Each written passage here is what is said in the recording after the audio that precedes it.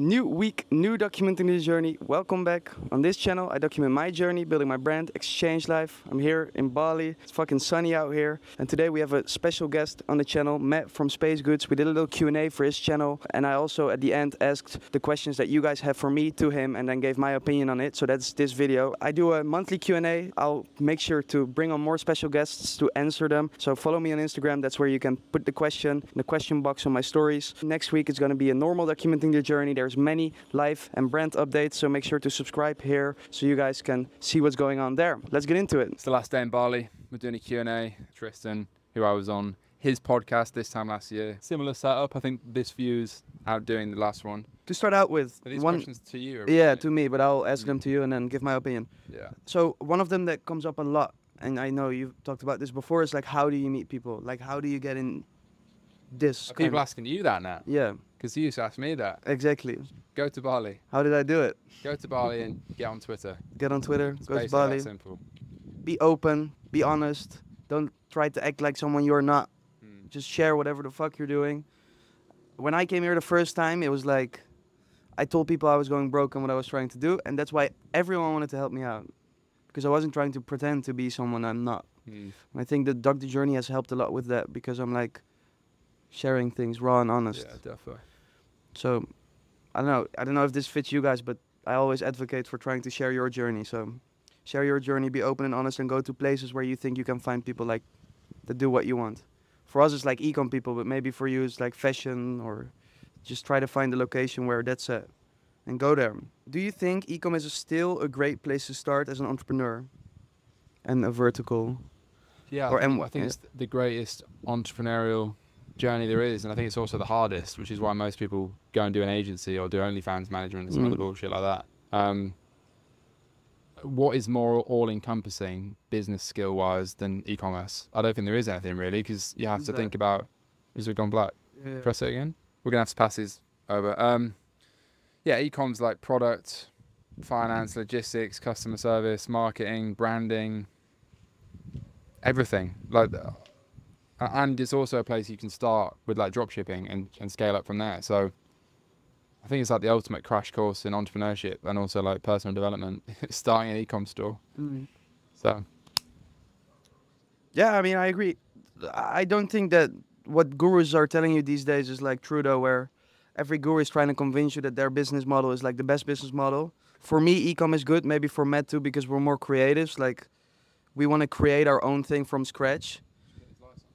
Oh, is there lights? Is it right there? Oh, yeah, we got it. Oh, yeah, that's vibes. Oh, yeah, so I don't believe in the whole there is one best business model. It works for me because I want to create my own thing. I'm way too, like, self-minded to be, like, an agency and building other people's business. And the thing is with e-com, it's probably one of the, like, quote-unquote hardest business models because there's so much moving parts.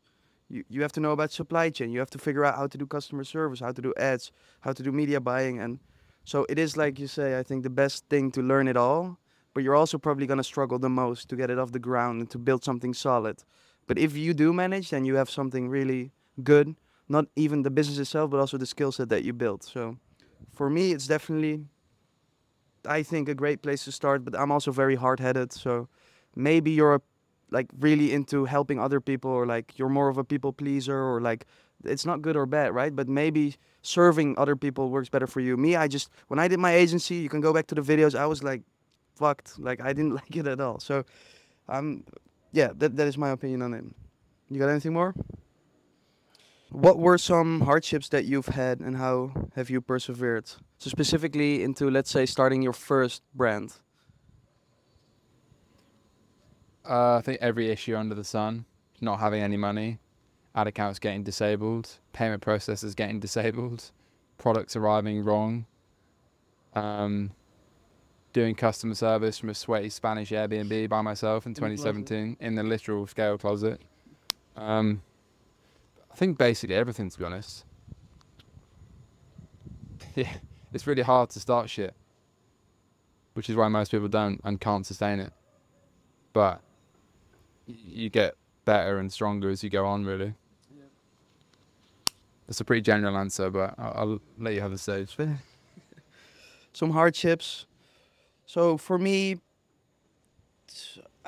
I've recently realized, I think, that a lot of the like next levels for you are like behind the things that you don't want to do, right? So if you, because I honestly am very lucky to say that I haven't had any like hardships that weren't self-inflicted. Like I self-inflicted dropping out of school. I self-inflicted starting a business. I self-inflicted going to Bali with no money.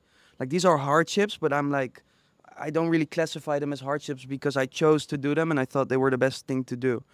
So for me, I don't know, maybe trying to make my brand work for like 3 years without seeing any results, I guess. But for me, that was like no question. So I don't think I have had that many hardships. Just I have had to be very perseverant to like figure shit out.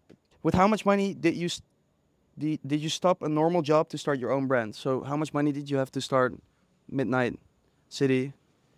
How much? I mean, before that, like I dropped out of uni with like 3 grand to my name, so nothing. The drop shipping was. Yeah, this was way back in like 2017. But I just put my back against the wall and figured it out, really. So I think that's what you kind of have to do. And I flew to some event in Singapore, which was like the first time I ever met people doing other entrepreneurial shit. And I've repeatedly mentioned this because I credit it as the turning point from like potentially going down a road of like graduate job, uni that I didn't want, to just actually going all in. And then I never looked back. There's been plenty of ups and downs since then, but that was when it started. So yeah, nothing really. Yeah, same for me. And I have people always DMing me like, "How do you get money? This and that." Like, and I always respond like, "If you really want it, you'll make it work." I also didn't have money. I came to Bali with 5,000 euros. That's where my first video started. So you can even go back and look at it. And at some point, I think I loaned maybe like 5,000 euros for my mom because I didn't have money anymore because I was spending it in Bali. And then I met someone that told me I could make ads work for my brand, and I didn't have money to spend on ads. So then I loaned 5,000 euros for my mom, and that's what I spent on ads, and that's what I started with. So if you really want it, you'll find a way. And that's why it's good to start lean, like you say, like start drop shipping, start finding a product first that can make you some money, even if it's like 1,000, 3,000, 4,000 euros per month, and then go from there. A more niche, specific one, but pretty interesting. How do you go about crafting your creatives? Is there like a specific structure that you use? Are you very involved in it? Is it all at an agency? Like, what is the general process?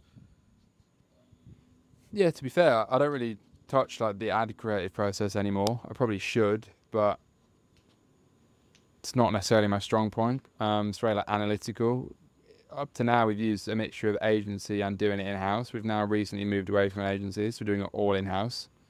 It is a lot of systems and structure. Like I don't know how many creatives we have a week, probably like 20 or something, 20 new ones. I don't know. I'm just guessing. It's a lot of spreadsheets and Monday boards, and I don't manage any of that really. But yeah, I think it's just data driven. It's a mixture of creativity, but also data and organization. And ultimately having someone, whether that's you or a team member, running it and just churning out stuff every week. Which again probably sounds quite of a fluffy answer, but it's basically just volume. Like probably the most important thing other than the product these days is the creatives. So definitely worth getting right. And then is it a lot of new angles and new concepts, or a lot of iterations mainly? Sharing a mic now. It's both. So net new concepts. I think we actually need way more net new concepts right now because we've been pushing the same angles for fucking months. But iterations are probably where you find most success, because something that's working and you can make it work better or make it keep working. Change the hook, change the UGC creator, change the image, whatever it is. But yeah, I think it's a super important part of any business, any ecom brand. It's something I'm trying to nail even more now with the team and so on. So yeah, don't sleep on creatives. You should join one of the Red Wine Creative Nights with us. Yeah. Come up with a whole lot of new angles. Yeah, Coke Zeros. It's a body style. For me, I told you guys many times, I'm working with a creative agency now. I'm still outperforming them, but actually this week they did find a winner that's starting to outspend my own creatives. I'll add a little creative breakdown at the end of this video. So we test about 30 concepts per week. Most are new concepts. Some are iterations. Yeah, just look at reviews, look at competitors, look at comments. You can find all kinds of different angles and ideas there, and then you can basically re-edit a lot of the good creatives these days are just good edits. So a copywriter or someone that comes up with a good angle to sell and a script, and then an editor that knows how to make a creative that sells. So yeah, let's see. What's the tips you have for someone who wants to leave the job and risk it all? Very general. I would say burn the boats. If you want something bad enough, like, and getting started is probably the hardest part. You do have to just burn the boats. I genuinely keep saying it, but I'd probably go somewhere like Bali, which is the opposite of kind of NPC. I say that tongue in cheek, but it's also true. Like NPC UK mindset, where 99% of people have a normal job and think you're stupid for starting something. Especially when you get started, you won't know other people doing stuff. So you need to get out of your normal place and go somewhere where everyone is doing something similar, like Bali. That's what I did. I think ultimately you figure stuff out when you have to figure stuff out. And there's no one that's done anything that wasn't in a similar position to start with, unless they come from a rich family or something, which most people don't on balance. So, yeah. I think a pretty general truth that I've been holding myself onto, and I've repeated many times as well, the mosquitoes. If you want to risk it all, you probably want to do something different than the people like that are normal or doing normal things. Not saying it's good or bad. That means that whatever you're doing should be completely different from what they are doing. So if you look around and you can compare what you're doing to them, then you probably should think about if it's the right way to risk it all. Because you need to be back against the wall, like Matt says, and completely go for your own thing. Block out all the people that tell you you are not doing the right thing. Because if you want something different, you need to be doing something different. Your inputs need to be different. So just go for it, believe in yourself, make it work, and then you can make it work. That's what we did. Coming to Bali for a month, how to get the best out of that time in terms of meeting people? Get on Twitter. I think Twitter's a gold mine for meeting people. I really do. Get on every social media. Put some, have some sort of profile. Go to a co-work space. I met some good mates like Flores who were with last night. I met him in Tropical Nomad in 2019, which was like a proper nomad, low-scale nomad co-working space at the time. But join co-working spaces. Don't spend all day in a villa. Go to a cool gym. Ultimately, you'll meet people. Go to some sort of networking event. There's always something. And it's a momentum thing. Can't fucking speak. You meet someone, they introduce you to someone else, which is how I met most of my early network, was meeting one person, being introduced, etc., etc. So, yeah, just get out of your comfort zone. And then I think if you're going to be here for 1 month, you should kind of get rid of the thought that you're going to be very productive, because meeting people will be productive, even though it doesn't feel like being productive. So try to get to places like Matt said where you can meet those people, and don't worry too much about your productivity. Just try to get around cool people, and then you're out here in a month anyways, so then start to do like work again. But if you come here to meet people, then really meet people. When I came here in the beginning, like Matt says, I went to my gym, I think was damn near more expensive than my rent. Like I was staying in a shithole guest house and I went to Body Factory. And in Body Factory I started meeting the first like people, because it's so expensive. Everyone in there was an entrepreneur. That was my reasoning. So I went there, start meeting people, and then like Matt says, friends of friends of friends. You just start to put yourself out there, and then at some point you kind of start to meet some like-minded people. But Matt, you're 28 now, and I'm a bit younger, so for me it's actually for me it's actually only around now where I'm really starting to meet or be around the people and have the friends that I was looking for when I left out on this like adventure. So don't expect you to be a month in Bali and like have figured it out in terms of friends, because you have to like keep the momentum, like Matt says, and meet friends of friends, and then that way you get introduced to people that are like-minded and connect with you. More niche nerd one, how do you find a good supplier when there are thousands selling the same product? Is there something you went about, or was it luck, or? I mean, it's different in the past, because I used to always source from China. Now I make everything in the UK, so let's just assume you're sourcing from China. Basic shit is use like trade assurance and like gold rated suppliers on Alibaba. That's the first thing. The next step is getting samples. The next step beyond that is visiting them. I probably wouldn't do that straight away, but there's a lot to be said for like building relationships with suppliers, then you can actually trust them. I mean, there's so many fucking suppliers in China that there's probably 1,000 that could do something really well. You've just got to find the good ones and then pick one. There's not going to be one supplier that's better than everyone else. They might all say they are. But yeah, I'll just do basic due diligence. Don't pay by bank transfer to start with. I've done that in the past and got scammed. Pay on credit card, pay through Alibaba, get samples, try and get reviews or see who else they make stuff for, which is sometimes quite difficult. But yeah, just use common sense and yeah, order small amounts of stock to start with if you are doing that. I mean, basic shit really. I've never done anything super complicated, but I do think visiting suppliers is like the final step in finding like legit people. Yeah, I went to China. That was a pretty interesting experience. That's how I did it. So what I did was I gave a little bit of the orders to different Chinese suppliers that I found. And then through like shipping times and fulfillment times, like saw who kind of the best one was. And I gave them more and more work, and that's kind of how it started.